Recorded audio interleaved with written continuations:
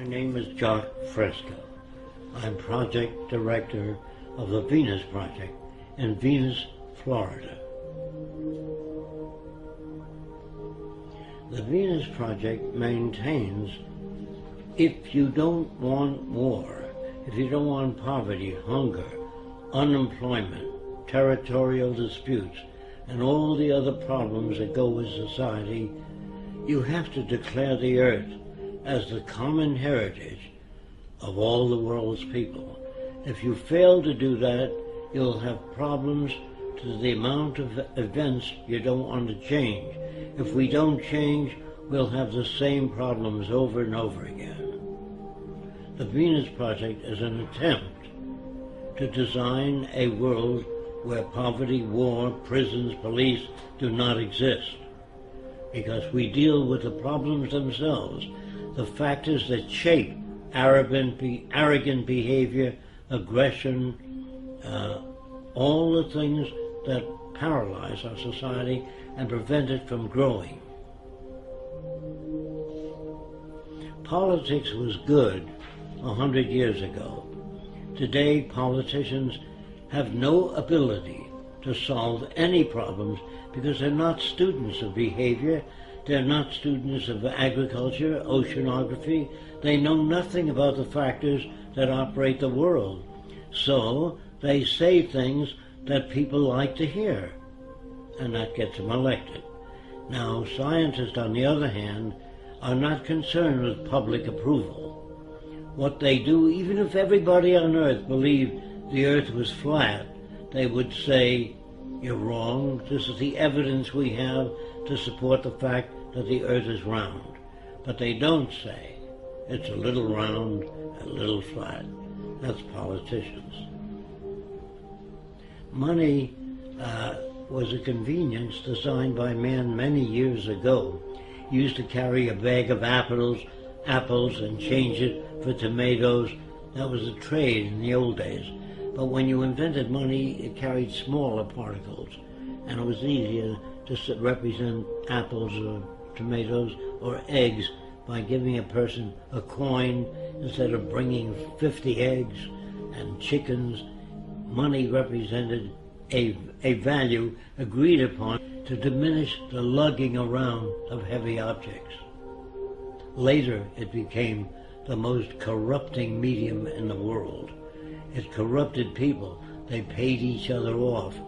If you wanted a congressman to act in your behalf, you put up a certain amount of money to help him get elected, and you owe that person a favor. And that's the same with the drug companies, the auto companies, the banks. All systems all over the world that use money are basically corrupt. Religion.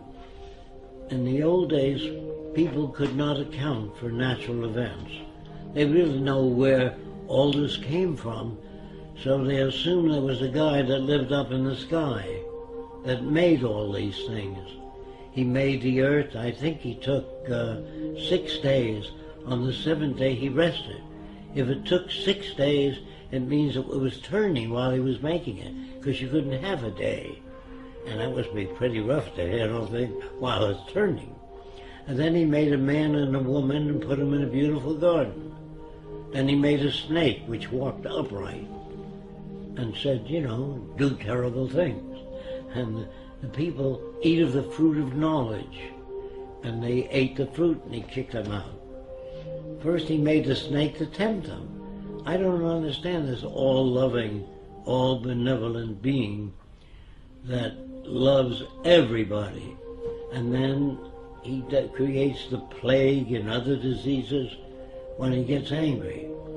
And then if you don't follow the teachings, all the religiosity, you burn in hell. And that sounded to me like a psychopath, not God.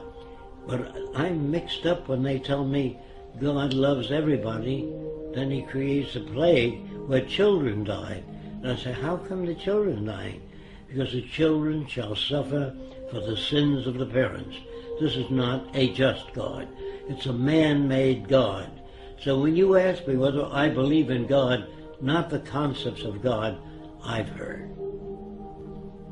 War is a word which was invented when one territorial group of people took away other people's land.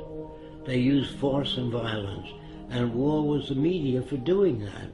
You shot other people, stole their women and their resources for your own gain. And nations have been at war ever since man invented weapons. And as long as you invent weapons, you can have war. And war is the means of protecting everything you've stolen from others. No nation starts out very big. They start out smaller and take land away from other people. And they don't take it by invitation. They weren't invited to take over the land. They took it by killing, force, and violence. And war is the most inappropriate way of solving the differences. That's why I'm against the Pentagon and the military, because they majorly should be concerned with how to bridge the difference and bring nations together toward a common purpose, namely taking care of the environment, one another, and restoring the damaged environment. That's what I'd like to see in military systems. I would like to see, instead of training millions of soldiers to be killing machines, I'd rather train them in being problem solvers. Send them back to school, teach them social science, social psychology, sociology, so they can add to the culture, not be destructive. But ask anybody, what does democracy mean? They think it means participation in government affairs. So I asked them, do you really believe in democracy? They always say yes. I said, did you vote for the space program? They said, no. Did you vote for the Vietnam War? No. Did you vote for the war now? No. Where the hell do you participate? That's an illusion given to people. They even pick the people you vote for to make sure they'll keep things as they are, the establishment. So they put them out there for you to vote for them. If we lived in a democracy, there'd be 5,000 political parties, different points of view. In a true democracy, you would have that. All points of view expressed on television and radio. It's up to you to turn it off.